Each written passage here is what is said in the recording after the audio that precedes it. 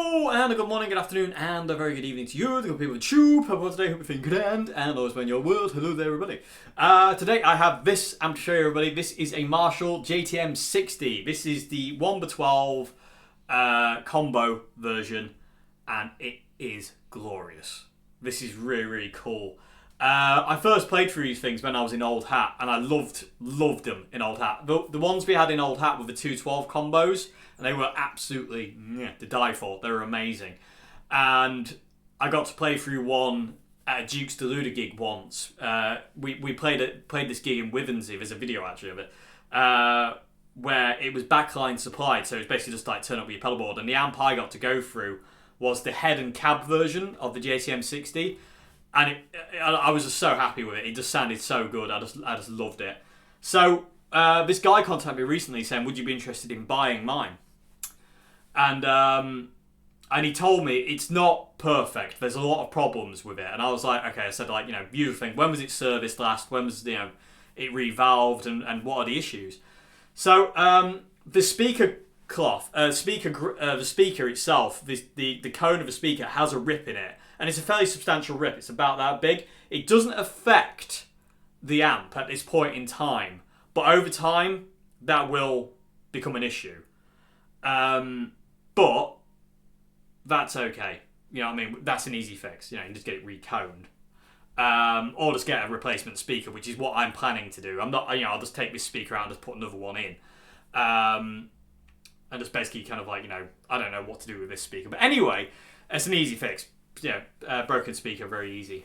Another thing that happened was the volume pot on the clean channel here had broken off. I've managed to kind of fashion one on. It doesn't work either. The pot's actually seized, so I can't. The pot's actually stuck on 10, which is okay because that's where I'd run it anyway. But it would be nice to have a bit of variety in it, but you can't because that's broken.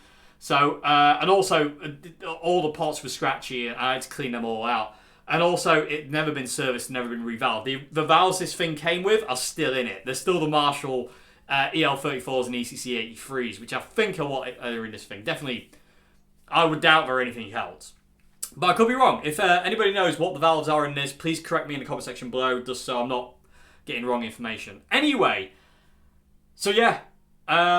So what have you got? So you got two channels. You got independent reverbs for each channel, which I really like. So you got a clean channel reverb and a boost channel reverb. So you can assign how much reverb you want on each channel, which is really cool. So you can have more on the clean channel than you have on the dirty channel. It's really cool. You've got a series and a parallel effects loop, which is crazy. You've got a DI out, which I haven't tried, but I will do at some point. I want to do it in a separate video. We'll do that another time. I want you to hear it today just through to 57. I say it's two channels, reverbs. It's real spring reverb as well. It's not a big tank. It's about so big, so it's not a massively depthy reverb, but it's nice. It is a nice reverb. It does the job, if you know what I mean. You've got a global presence dial, which is on the back here. On the back panel, you have a global presence, and basically what I mean by that is there's a presence dial that goes over the clean and the boost channels, so you can just kind of you can just bring up the highs. And the presence is on this amp is amazing. It's such a good dial, and I love it to bits. What else is there to say? Oh yeah, the DI is emulated or not. It's really, really weird. And again, I'll get into that more when I do a video on it. But anyway, yeah. So I think these are really, really overlooked Marshalls, and I don't really know why, because I think they're amazing and I really love it. And by the way, yeah, everybody, I've bought a valve amp. This is the third ever valve amp I've owned. But anyway, beside the point. What was I saying? I forgot what I was saying. So let's get on to that. Yeah, I bought a valve amp. But I really wanted to show you this amp. And I've wanted to demo a JTM60 since Old Hat. And it always annoyed me that I never demoed the ones in Old Hat. But luckily, here we are now. So yeah, so I do think these things are wicked. I really do. I reckon they sound great. They sound like classic Marshalls. They really do have that classic Marshall thing. And the really cool thing, which is amazing, is the boost channel's gain goes to 20. Not 10. This goes to 20 because it's 10 louder, isn't it? So yeah, beastly. It still doesn't give you a lot of gain. You know, like it's about as much gain as you probably get like a JTM800. Not a great deal of gain. It's not high gain at all, but it sounds really nice. So yeah, problems aside, speaker grill cloth ripped aside, the fact that the valves are super old and are hanging in there by their fingernails, but they're still okay, but they're just kind of in there. They're not microphonic yet, and they do seem to be functioning okay. They glow fine. There's no kind of like, you know, nastiness on the pins or anything like that. I cleaned the tube sockets and all that kind of thing. Well, valve sockets, tube sockets, depending on where you're on the world. But yeah, they are really, really cool. So that's enough talking, I feel. Let's dive into some sounds. So what I'm going to do first is I'm going to show you with my pedal board, because these amps are so good with pedals. Yeah, they're so good with pedals. So I'm going to show you a pedal board first, the usual kind of effects. I've got DS2, jackhammer, governor, delay, zoom, wah, you know, those things. And then what we're going to do is basically just going to go through it with a couple of different guitars straight in and just get some different tones out of it just with different guitars. So I'll use my Heartwood, my Oswald, and Oswald Telecaster, and also the RTL 59. But yeah, I've got a valve amp again. Just because people will ask, will I keep this amp for a while, but not forever? As much as I do love the JTM60s, my MGs and my CR120s and my Boss Katana, and also another amp which you'll see on Monday, I still prefer them. I just prefer them. Every time I've turned this thing on, it sounds different. The way it sounds today sounds different to the way it sounded yesterday, and that drives me mad.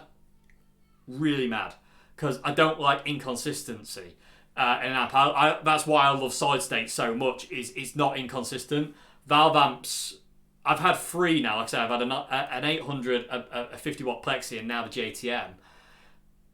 As much as I, you know, love them, I can't deal with that inconsistency. It's the one thing that really grinds my gears about valve amps, and it's one of the reasons why I love solid state so much more, is that inconsistency of sound. Like I say, this thing sounded different every time I plugged into it. Some days I get more gain, some days I don't. Some days I get more treble, some days I don't. Some days I get more mids, and I don't. They're really inconsistent. And I know some people love that, which is really cool, you know. But for me, personally, I don't like it. After playing through this for a couple of days, and then going back to my MGs and my CRs and my Katana, and also the mystery amp you'll see on Monday, I was just like, yeah, it's not for me. As much as I love it, it's not for me. It's just not. So, yeah, but anyway. But I'm really happy to show you this thing, because I think these amps, if you're after a budget Marshall, because these things, you can get these things like 400, 500 quid. They're not break the bank valve amps. They're really not. You know what I mean? They're really good. And they look cool as hell. They look different to other Marshalls, which I love. The plexiglass panel, the kind of like, you know, the grey grill cloth and the grey kind of Tolex, they just look so cool. And also another thing to note quickly is the fact that the valves are mounted horizontally. So in Fenders, they normally hang like that. In Marshalls, Mesa Boogies, they're normally vertical like that, if they're in a head. In the JTM60, they're horizontal, they're like this. Which is really weird. I don't know why Marshall did that. If anybody knows, actually, could they leave a comment? Because I'm really curious. I haven't been able to find out any reason why they did that. So if anybody knows why they did that in these amps, let me know. Because as far as I know, they never did it to any other amp. So yeah, these things do have a bit of a bad reputation. I don't really know why, because they are amazing, and I really love them as amps go. I think they're absolutely fantastic. And hopefully I'll be able to demonstrate that today and show you how good these things sound. But they are really cool. But yeah, so, by the way, everybody, no, I haven't gone crazy buying a valve amplifier. Like I say, I am still a solid state man through and through. But it's really nice to, you know, just have a bit of a change every once in a while. Even if it's a change I'm not particularly happy with, because I don't like the variation in tone. It's nice to have, like, you know, it's nice to have a change every now and again. Change is good. Change is a need. It's you know, it happens. But anyway, will it replace my MGs? Not in a million years. Not in a million years. But it's really lovely to have it here and to show you what. And I say, when I do eventually move it on, it'll be nice to kind of like, you know that I got to demo a JTM60. You know what I mean? Because I really do love these amps. I think they're fantastic. Anyway, that's enough talking. I've talked way too much. Yeah, let's make some noise. Pedal board first, and then we'll go straight in.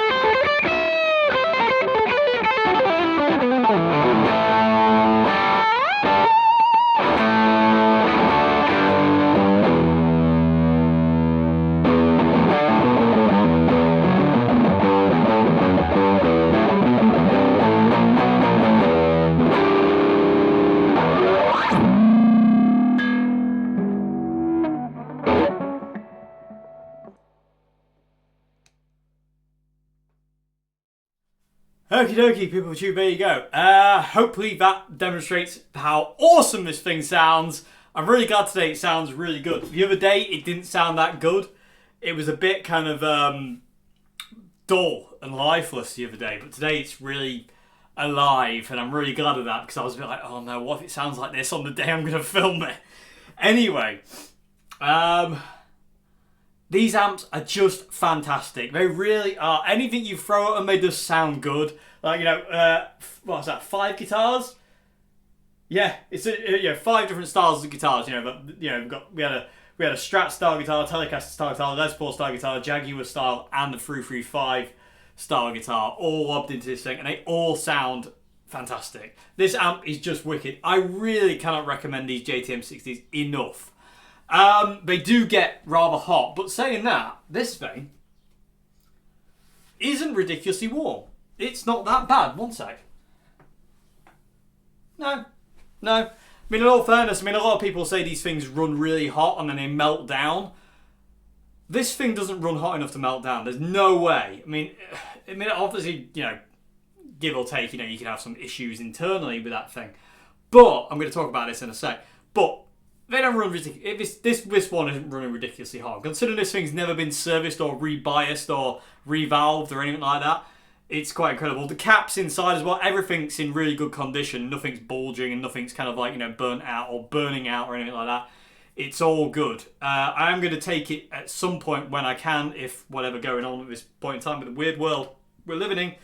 I am going to take it to get serviced and get the valves checked out and make sure. If the valves are too weak, I will get this thing revalved. And also I want to get the speakers sorted. I need to get this pot changed. It just needs a good kind of going over by somebody who can kind of like do a bit more work to it than I can, basically. So I'm going to take it to my my amp man at some point when I get a chance, and just get him to look it over and really, you know, go through it with a fine tooth comb, if you will, and make sure it's all, you know, hunky dory. So one other thing to mention: these amps come with a valve shield, which is here, and the reason I took this off is I conducted a couple of experiments because I was worried, because I'd read online everywhere, you know, quite a lot of places, people say these things melt down all the time. They melt the tube sockets, they melt valves, they melt the amp, the amp burns itself out, whatever. I was a bit terrified about that, so I thought I would do a couple of experiments, because I've always thought metal cages like this around a valve, especially close to a valve, surely this is going to conduct heat and make the amp hotter than if you took it off and just put this on if you were transporting it. Like if I was gigging this, well, I'll talk about that in a sec. So I thought I would do a couple of different experiments. So over a period of 2 or 3 days, well, 3 days, I did different temperature readings. The first day, what I did is I let this thing warm up on standby for an hour, and at half an hour I checked the temperature, and it was in the 30s. It was in 30 degrees. And then once about an hour, it kind of leveled out about, I think it was about 40 odd. I forgot, I didn't bring my notes with me because I'm clever. But it leveled out and it didn't go anywhere from there. And then when I played through it for about 2.5 hours, 3 hours straight. And even when I wasn't playing through it, I left it off standby and just left the guitar plugged in and left it kind of going, if you will. And it never got ridiculously hot. I think it got to the temperature of a cup of tea straight out of the kettle, which I think is in the 50s, 50 odd degrees. One sec, I need to go and get my notes. Okay, we're back and I have my notes. Okay, so yeah, first day, When the amp was off and it was cold, it was 18.7 degrees on the valves, basically. That was kind of like an average, if you will. So it was like 18.7. Turned it on, 15 minutes on standby, took it to 39.2 degrees. And then after 30 minutes of it being on standby, it was 45 degrees. And that's where it stayed, basically, on standby. It didn't move. You know, there was a couple of fluctuations down to 43, and there was a couple of fluctuations to like 46, 47. But predominantly, the 45 was pretty much kind of the average kind of temperature this thing got to. Then after playing for it for like an hour, well, longer than that, it was about, 2.5 hours, nearly 3 hours I was playing through this thing. It got to 57 degrees, which is basically the temperature of a cup of tea out the kettle. You know, so not ridiculously hot, but, you know, valve amps, they are hot, they run hot anyway. It's still not hotter than an AC30. AC30s are silly sometimes, especially old ones. You know, you fry eggs on those things. So that was without this thing. So, because I immediately thought, this is coming off. I didn't reattach this when I took this thing apart to clean it. I didn't reattach this because I thought metal, it's going to conduct heat.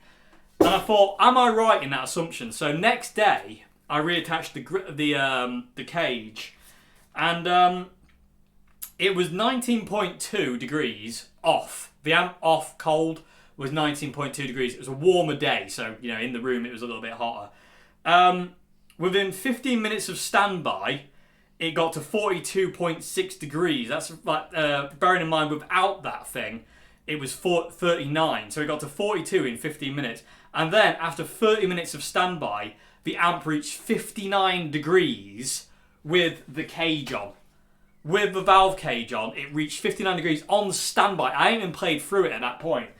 So I started playing through it, and it was getting silly. It was getting into the 60s. So I was like, immediately, this can't, I'm not doing this. So I put it on standby and waited for it to cool down, turned it off, unplugged it, because I'm not taking any chances. Took the valve cage off and turned it back on, and it leveled itself out again. And I was playing through it again for probably about an hour and a half after that, and it leveled itself out again around 50. It was about 57, 58 degrees the next day, and it didn't go any higher than that. So that just kind of like confirmed to me that this thing was making it get hotter. It was conducting the heat. And there's two little foam things here that the power tubes butt up against. Hello everybody again, sorry about that, memory card glitch. So yeah, so I would only ever use this thing if I was storing the amp, transporting the amp, but I would never have this cage on if I'm using it. You know, you just have to be really, really careful that there's nothing going to smash into the back. Because this does conduct heat. I tried it on 2 separate days. The first day I tried it with it off, everything ran smoothly.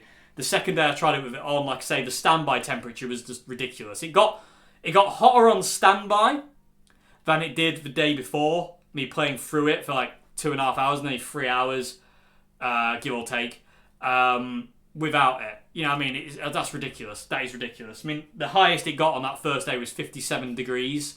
And I say it got to 59 degrees on standby before I even played through it with this thing on. So yeah, if you've got one of these things, get rid of this unless you're storing it, transporting it, or whatever. And also the idea of having a fan in the back of this thing, it wouldn't be a bad idea. You know, just have like a little stand fan or something like that, just a clip-on fan or something like that, just have in the back just to blow cold air onto the valves. It'd be really cool. I saw Mike McCready doing that. When I saw Pearl Jam live back in 2009, was it 2008? Don't know. 2009, I think. Mike McCready had a Marshall Plexi. He had a 50-watt Plexi, and he had the back off the Plexi. The back panel was off the Plexi, and there was a fan blowing cold air into it. And I thought, that's cool. And again, I know a lot of people do that. And I know a lot of people do that who own the JTM60s. So, you know, having a fan in the back or installing a fan is probably a cool idea if you do have one of these things. But, and also another thing too is, within about 5-10 minutes of me playing through this thing with this, the amp started acting up and it actually started to cut out because it was that hot. It was like, it couldn't cope, basically. And since then, since taking this off, and like I say, I haven't had those issues. It hasn't, you know, the temperature hasn't skyrocketed. I mean, it's normal kind of valve amp temperature, I would say. And it hasn't cut out, and it's just, it hasn't, obviously the sound isn't consistent. It sounds totally different today than it did the other day. Like I said, the other day it didn't sound that great. I was a bit like, oh no. What if it sounds like this on the, there was so much low end and it just didn't sound very good. I was like, oh, what if it sounds like that on the day I'm going to film a review? Luckily it doesn't, it sounds wicked. Anyway, yeah, like I say, just, for what that's worth, those metal cages around the valves, they just conduct heat. But I mean, I thought it would, and I was really happy to do the experiment to prove that it did. It just kind of proved a thing. So, yeah. So just bear that in mind, people. If you do get one of these or have one of these things, get rid of that thing unless you're transporting it or storing it. Other than that, if you're playing through it a lot, take it off. So anyway, there we go, people of the tube. I really hope you enjoyed this vid on the Marshall JTM60. I've really enjoyed playing through this thing. Like I said, I'm so happy to be able to bring this amp to you because I really love it. I really love these JTM60s. They are overlooked, but they're so good. And they got a lot of negative press, and I don't really know why. I really don't know why. I absolutely love it. And I say I'm looking forward to getting it kind of back up to proper condition. I mean, I say the tear in the speaker doesn't affect it, which is really good. I'm really happy about that. But I would still want to get that changed. You know what I mean? At some point when I can afford to get that changed, I'll get a different speaker and shove it in there and we'll go from there. And also get that pot replaced, get it serviced. If it needs revalving, I'll get it revalved. But again, this is all kind of obviously subject to cost and stuff like that at this point in time. But yeah, the Marshall JTM60, everybody. If you're after a budget valve amp that sounds wicked, versatile, sounds just like a Marshall, you can't go wrong. These things are fantastic. I love them. I've always loved them and will always love these things. From a moment I first plugged into one at Old Hat, I fell in love. They are so good. They are so good, these amps. They're definitely one of my favourite valve Marshalls. Definitely. And they look so cool. Anyway, I hope you enjoyed this video, everybody. I will see you again on Monday for another amp, which I'm really looking forward to showing you. And yeah, I'll see you then. Yeah, I ain't got any more to say. So have a great morning, afternoon, good evening, everybody. Stay safe. Stay, yeah. The world's a weird place right now. Anyway, yeah, hope you enjoyed this vid. Goodbye now. Thank you for watching.